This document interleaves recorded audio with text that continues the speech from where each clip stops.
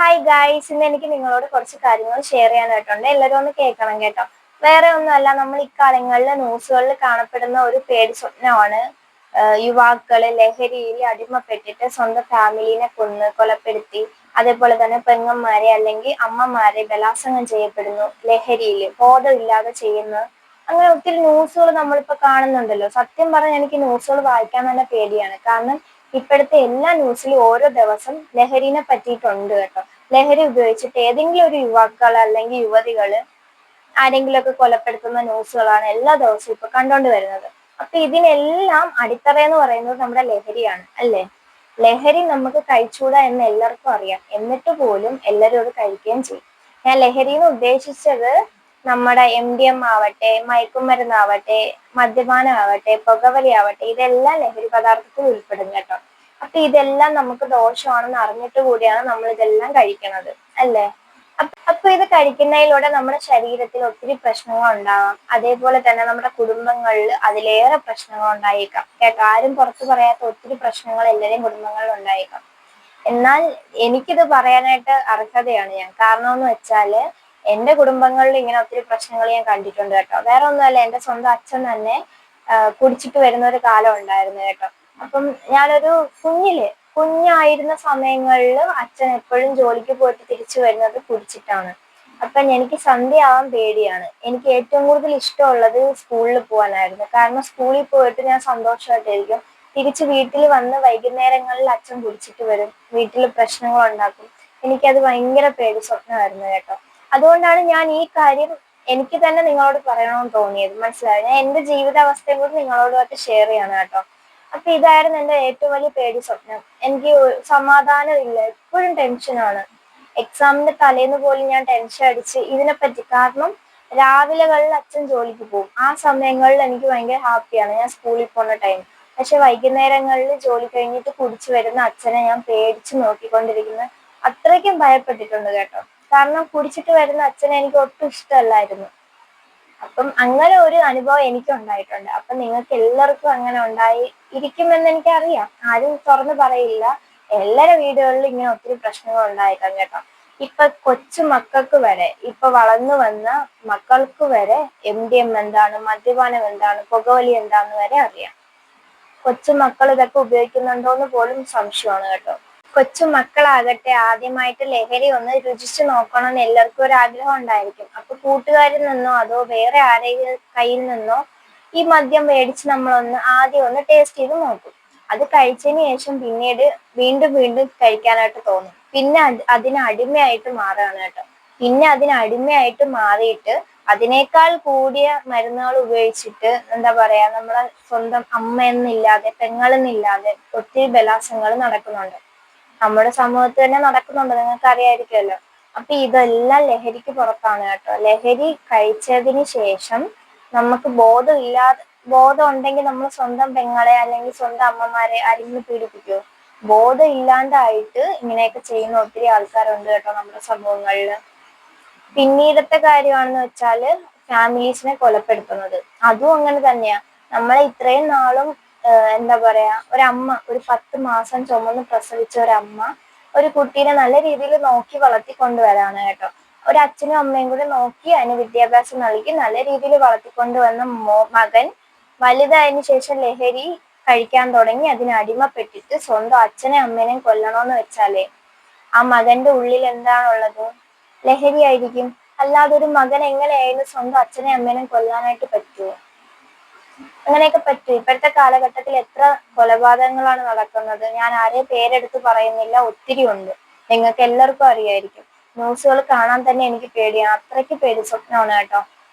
ഞാൻ ആരോടും ലഹരി കഴിക്കേണ്ടെന്ന് ഞാൻ പറയുന്നില്ല. പക്ഷേ കൊച്ചു മക്കൾക്ക് വരെ ഇപ്പൊ എല്ലാ കാര്യങ്ങളും അറിയാം. ഇപ്പോഴത്തെ ഞാൻ പറഞ്ഞില്ലേ, എന്റെ അച്ഛന്റെ അനുഭവം തന്നെ ഞാൻ പറഞ്ഞല്ലോ. അപ്പൊ എനിക്കത് ഭയങ്കര പേടി സ്വപ്നമായിരുന്നു. ഞാൻ അങ്ങനെ ജീവിച്ചു വന്ന ഒരാളാണ് കേട്ടോ ഞാൻ. അപ്പൊ ഇതേ അവസ്ഥ എത്ര കൊച്ചു മക്കൾക്ക് ഉണ്ടായിരിക്കും നമുക്ക് പറയാൻ പറ്റത്തില്ല. ഇപ്പം ഈ മാതാപിതാക്കൾ, ഇപ്പൊ അച്ഛന്മാരിങ്ങനെ കുടിച്ചിട്ട് വരുന്ന ഒരു കാലം.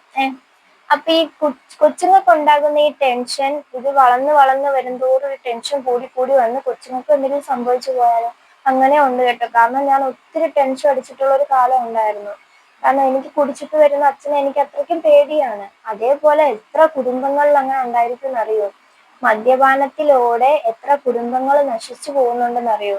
പക്ഷെ ഇതെല്ലാം അറിഞ്ഞിട്ടും ആൾക്കാർ ഇതെല്ലാം കഴിക്കുന്നുണ്ട്, കുടിക്കുന്നുണ്ട്. ഞാൻ ആരെയും നന്നാക്കാനായിട്ട് വന്നതല്ല കേട്ടോ. എനിക്ക് പറ്റിയ കാര്യങ്ങൾ ഞാൻ നിങ്ങളോട് ഷെയർ ചെയ്യാനായിട്ടാണ് കേട്ടോ വന്നത്. വേറെ ഒന്നുമല്ല, നമ്മുടെ കുടുംബങ്ങളിൽ ഒത്തിരി തകരാറുകൾ ഇത് ഉണ്ടാക്കി തരും.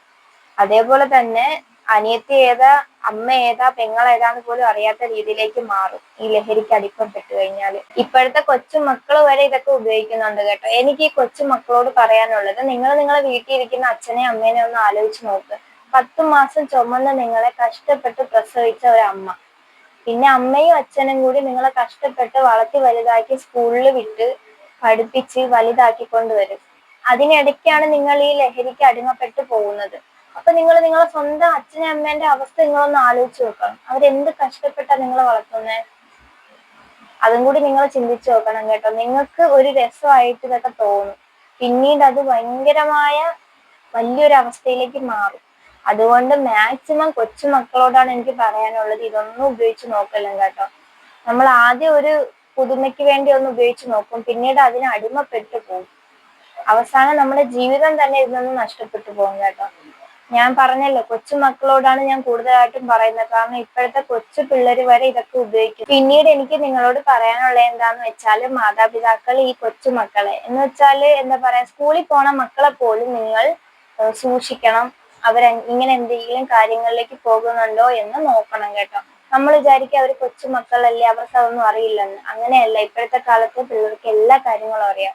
ഇപ്പോഴത്തെ കാലത്തെ കൊച്ചു മക്കൾക്ക് പോലും മദ്യപാനം എന്താണ്, പുകവലി എന്താണ്, മയക്കുമരുന്ന് എന്താണ്, MDMA എന്താണെന്നൊക്കെ കറക്റ്റ് ആയിട്ട് അറിയാം.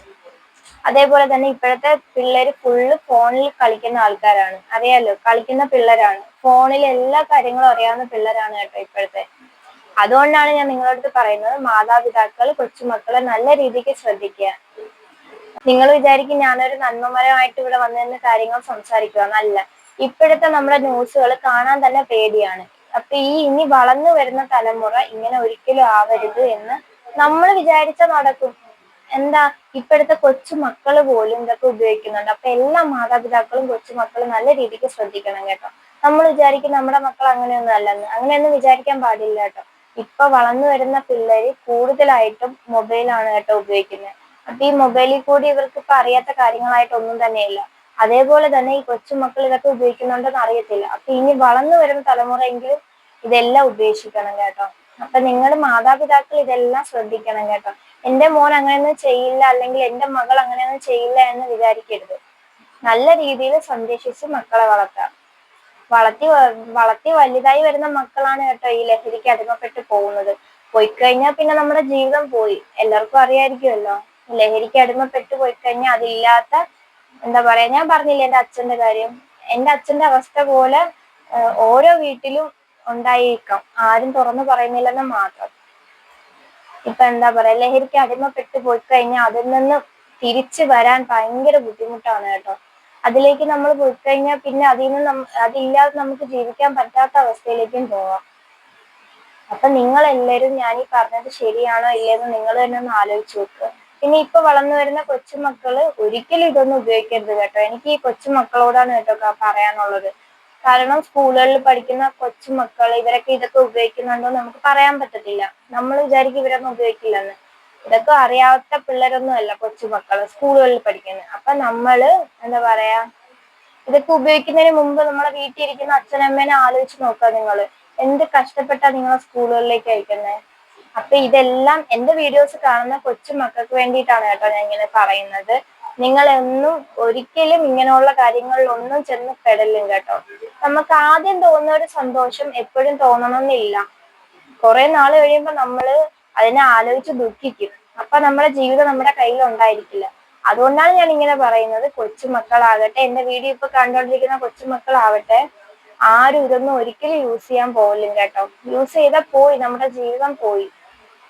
അപ്പൊ എല്ലാരും സന്തോഷമായിട്ടിരിക്കുക. അതേപോലെ തന്നെ വീട്ടുകാരെ മാതാപിതാക്കളെയൊക്കെ നല്ല രീതിയിൽ സന്തോഷിപ്പിക്കാൻ നോക്കുക. കൊച്ചുമക്കളൊന്നും ഒരിക്കലും ഇതൊന്നും ഉപയോഗിക്കാൻ പോകില്ല കേട്ടോ. എന്റെ ഒരു അനുഭവത്തിലൂടെ ഞാൻ നിങ്ങളോട് കുറച്ച് കാര്യങ്ങൾ ഷെയർ ചെയ്തതാണ്. നിങ്ങൾക്ക് ഇതിനെപ്പറ്റി നെഗറ്റീവ് കമന്റ് എന്തെങ്കിലും ഉണ്ടെങ്കിൽ എനിക്ക് അയക്കാം. ഞാൻ എൻ്റെ ഒരു കാര്യം ഷെയർ ചെയ്തതാണ് കേട്ടോ നിങ്ങളുമായിട്ട്. അപ്പൊ എന്റെ വീഡിയോ ഇഷ്ടമായ എല്ലാവരും ഒന്ന് ലൈക്ക് ചെയ്യുക, ഷെയർ ചെയ്യുക, കമന്റ് ചെയ്യുക, സബ്സ്ക്രൈബ് ചെയ്യുക. അപ്പൊ ഇത്രേ ഉള്ളൂ കേട്ടോ ഇന്നത്തെ വീഡിയോ. അപ്പൊ ടാറ്റാ.